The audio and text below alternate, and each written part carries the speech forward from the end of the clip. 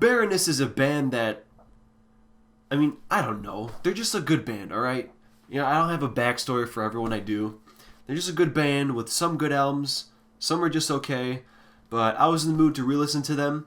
And they got a pretty small discography, which is nice, seeing as the last two bands I did nearly had 20 each. So, let's just hop right into it.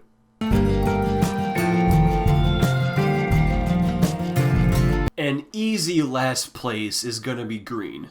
Spoiler alert, Alex, this is the only one we're gonna have in common. But before I started to listen to all the albums again, I thought Yellow was gonna be on the bottom, because I thought I remembered it being pretty slow and pretty uninteresting, but I misremembered. Turns out Green is really slow and pretty uninteresting. Going through it again, I mean, Fool Song is kind of good, and Stretch Marker is a pretty cool instrumental piece, but overall, if I can just borrow a clip from IGN really quick. By the time Green really starts to do interesting things, it's over. Blue is tough because it might even be more consistent than some albums above it, but it's consistently average. I mean, the only song that really even stands out to me is a horse called Golgotha, but even then, I don't know, man. Overall, it's not as weak as I remember, but it's very far from being their best work.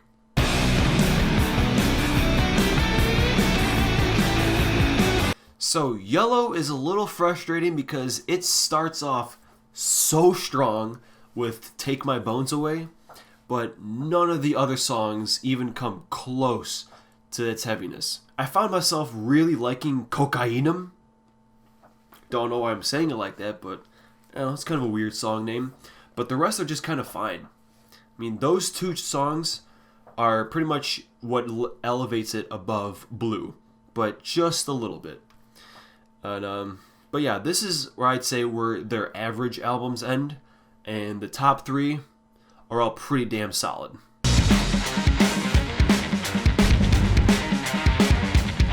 Their latest work, Golden Grey, oh shit, sorry, my bad, wrong gold. Latest work, Golden Grey, why couldn't it have been called Gold and Silver? I mean, in fact, why even the gray at all? It should have just been called Gold. I mean, you know, Yellow and Green had two colors, but that was two separate discs, and they each had their own artwork. Why does this one have two colors? I don't fucking get it. But anyway, that's enough about the title of the album. This is their longest album to date, and with such great songs like Seasons, Borderlines, and Throw Me an Anchor. Also, holy shit, we got Blast in this fucking album. I mean, yeah, they used them in their first EP called First. But, yeah, man, it's been a while. What is that, like 15 years? It's been a long time. And the album ends with Pale Sun, which, holy shit. Dude, the final seconds of that song, when John is screaming his ass off, gives me chills every damn time. By far my favorite vocal performance of the whole band's career.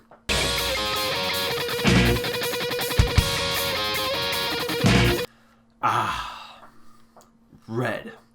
The album that every Baroness fan has at number one. Scratch that. Almost every fan. Except this guy. Look, man.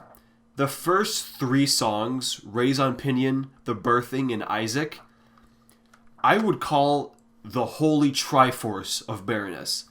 Those songs are so damn good, back to back, that those three alone put this album at number 2. But unfortunately, I don't think the rest of the album really even comes close to those opening couple tracks. I mean, it honestly kind of feels like mostly an experimental album until you get to like Oh Appalachia. It really doesn't get that heavy again until that track. So because of that, it lands at number 2. Which leaves us with, which one is it? Oh yeah, it's been here the whole time. Spoiler alert.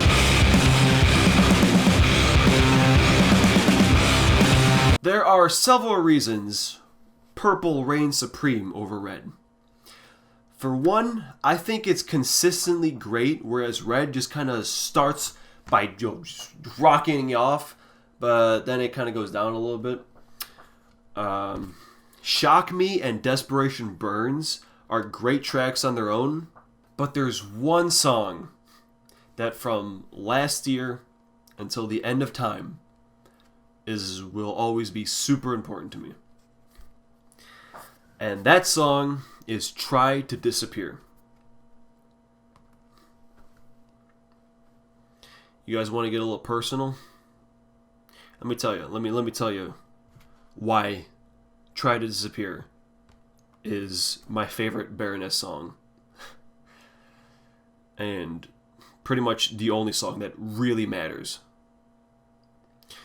So last year, I lost my dad.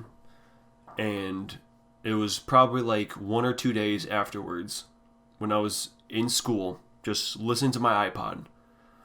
And that song came on shuffle. And dude, it hit me really hard. Like, I felt something that I don't think another song ever has made me feel. So, thank you, Baroness, for writing Try to Disappear. That song is really good, but also very important in my life. So, for that reason, Purple comes in at number 1. So yeah, anyway, that's all I got. That's my nice, short, and compact list. Let me know what your favorites are. And yeah, Alex, you were pretty much right on the money.